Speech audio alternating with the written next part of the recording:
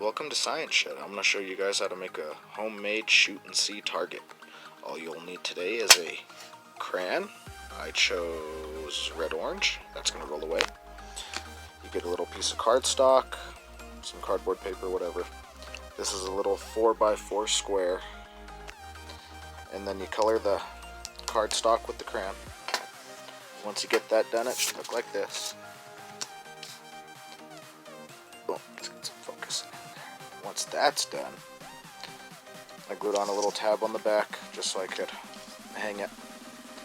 You get some spray paint, spray it over it, let it dry, and then we're going to see if this actually works.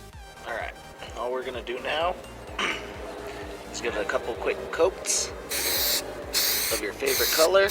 I chose OD green.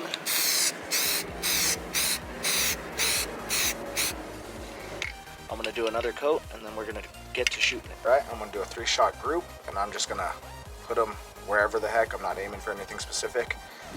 The shooting I do back here, it's 15 feet for this little range right here, and then I got a bigger range next door that's about 80 feet.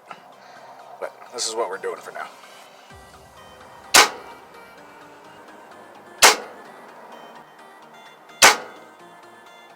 It kinda worked. Not like the ones you buy in the store though. But it definitely kinda works if you see right there.